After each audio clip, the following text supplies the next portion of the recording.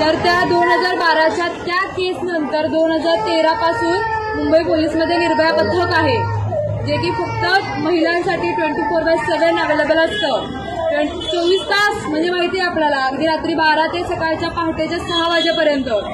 त्या वेळेमध्ये सुद्धा मी कसं सांगू पोलिसांना किंवा मी कसं घराच्या बाहेर पडू हा विचार मनात आणायचा नाही.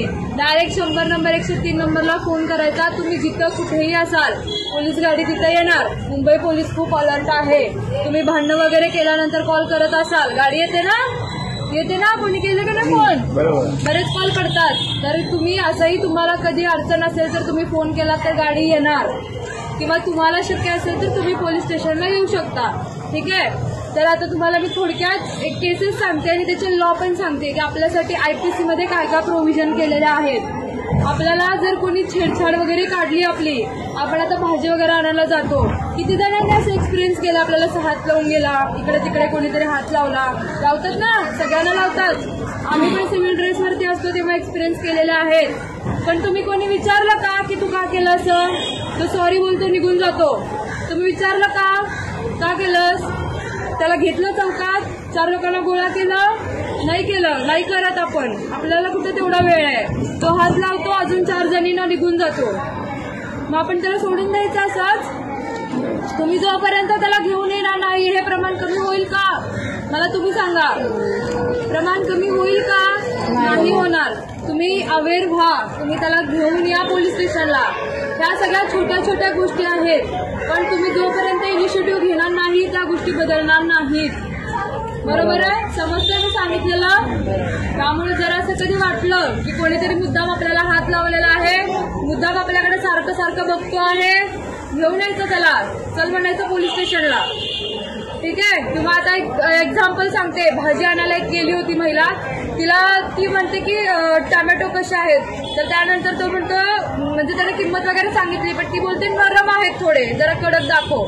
मग तो त्याच्या सोबत जो मित्र होता त्याला म्हणतो की कडक पाहिजे त्यांना भाजून, म्हणून तो हसतो त्यांच्याकडे बघून. मुलींना भाषा समजते नाही, तिला मग त्या लँग्वेजवरती त्यांनी हसून म्हणजे कमेंट करून हसले ते. तिला सरळ त्याला घेऊन आली पोलीस स्टेशनला. त्याला बघितलं आम्ही काय करायचं ते. मग ह्या छोट्या छोट्या गोष्टी आहेत, जोपर्यंत तुम्ही पुढाकार घेणार नाही हे प्रमाण कमी होणार नाही. ठीक आहे. तर हे झालं 354 कायद्याअंतर्गत येतं हे. आता हे आपल्या काही महिला कामावरती जात असतील, आपण कामाच्या ठिकाणी जातो किंवा घरी येताना इकडे तिकडे जाताना जर एखादी व्यक्ती मला सारखं जाणवते, मी जिथं जाते माझ्या मागे येते, असं होतं ना. एखाद्या व्यक्तीला आपण आवडत असेल तर आपला पाठलाग करणार सारखं. खास करून मुली ज्या 15 ते 20 वर्षाच्या वगैरे आहेत, सारखं त्यांच्या मागे जायचं तर छान दिसते म्हणून, किंवा तिला बोलण्याचा प्रयत्न करायचा, तू छान दिसतेस, तुझ्याशी मैत्री करायची आहे. शाळेतली मुली सुद्धा. त्यामुळे आपण आपल्या मुलांकडे जास्त लक्ष द्यायचं. ते घरी आल्यानंतर काय करतात आणि त्यांची संगत कशी आहे, ते कोणाकोणाच्या सोबत असतात, त्यांचं फ्रेंड सर्कल कुठलं आहे. बरोबर आहे? पटतंय मी सांगितलेलं?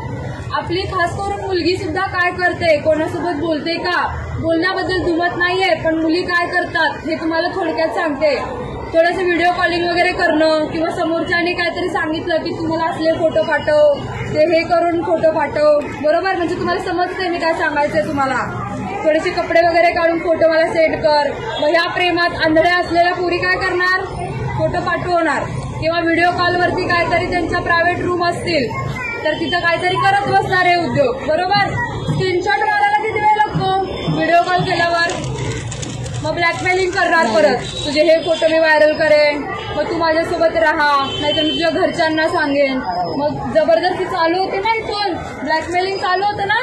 एक्सपिरियन्स केला असेल कोणीतरी किंवा ऐकलं असेल आजूबाजू कधीतरी घडलेलं होतं. खूप केसेस येतात या. त्यामुळे आपण चान्सेस नाही द्यायचा समोरच्या व्यक्तीला. खास करून आपल्या मुलींना तुम्ही सांगा की फ्रेंडशिप असते, फ्रेंडशिप पर्यंत राहा, पण प्रत्येक गोष्टीला एक वय आहे. बरोबर? मुली आताच्या काय करतात, किंवा मुलं सुद्धा 18 वर्षाची वाट बघायची, पळून जाऊन लग्न करायचं. बरोबर ना? आणि लग्नानंतर 1 वर्षाच्या तीच मुलगी येणार आपल्याकडे की आई बाबा मला त्याच्यासोबत काय राहायचंय. की जी मुलगी पळून जाताना म्हणते पोलीस स्टेशनला येऊन की माझ्या आई वडिलांपासून धोका आहे, मला या मुलासोबत राहायचंय. बरोबर? असेच करतात मुली. मला आई वडिलांसोबत नाही राहायचंय, मला ह्या मुलासोबत राहायचंय. आम्ही बघितलेलं आहे असं येऊन स्टेटमेंट देतात. आणि मला आणि माझ्या नवऱ्याला माझ्या आई वडिलांपासून धोका आहे. ज्या आई वडिलांनी तुम्हाला जन्म दिला, मोठं केलं, त्यांच्यापासून तुम्ही धोका आहे म्हणून सांगता. आणि 1 वर्षाच्या त्याच येणार की हा शिवीगाळ करतो, मारहाण करतो, मला याच्यासोबत राहायचं नाहीये. बरोबर? हे कशामुळे घडतं सगळं? मॅच्युरिटी नसते, आयुष्य बर्बाद करून घेतलं. बरोबर? त्यामुळं मुलींना सांगायचं की तू जोपर्यंत स्वतःच्या पायावरती उभी राहत नाही, तुला लव्ह मॅरेज करायचंय ना, आम्ही करून देतो, पण तू स्वतःच्या पायावरती उभी राहा. तू जिथं म्हणशील तिथं लग्न करून देऊ. ते पळून जाण्यापेक्षा हे चांगलं आहे. बरोबर आहे? समजतंय? तर ह्या गोष्टी आहेत, थोड्या तुम्ही लक्ष द्या. आणि आपल्या मुलांच्या सोबत आणि मुलींच्या सोबत आपण ॲज अ फ्रेंड म्हणून राहायचं. आई वडील जे इथं आहेत, वडिलांनी सुद्धा, म्हणजे जे पुरुष मंडळ आहेत त्यांनी सुद्धा, की आपण ॲज अ फ्रेंड म्हणून त्यांना ट्रीट केलो आणि त्यांना समजून सांगण्याचा जेवढा प्रयत्न करू त्या गोष्टी चांगल्या आहेत. त्या अभ्यास करत नाही म्हणून आपण ओरडा करतो, बरोबर आहे, पण तो पण एका लिमिटपर्यंत केला पाहिजे. नाहीतर त्यांचा इगो हर्ट होणार, मी घर सोडून जातो, मी घर सोडून जाते, नाहीतर स्वतःचं काहीतरी करून घेणार. मग सुसाईड खूप सोपा मार्ग असतो. बरोबर? 18-20 वर्षाची मुलं खूप सुसाईड करतात. आम्ही स्वतः स्टेशन हाऊसला मी 18 वर्षाच्या मुलाचं सुसाईड घेतलेलं आहे, पहाटे 3 वाजता. ठीक आहे? मग ते जे बघणं काय असतं, आई वडिलांची काय परिस्थिती असते, आम्हाला सगळं माहिती आहे. त्यामुळे थोडंसं त्यांना समजून सांगा, अभ्यास आता नाही करायचा, ठीक आहे, राहू दे, नको करूस, थोडा वेळ खेळ, पण त्याच्यानंतर कर. ठीक है? हे थोडंसं आपण बोलायला शिकायचं आहे. आणि मोबाईलवरचे गेम. हमारे चैनल को सब्सक्राइब करें, बेल आइकन जरूर प्रेस करें हमारी न्यू वीडियो सबसे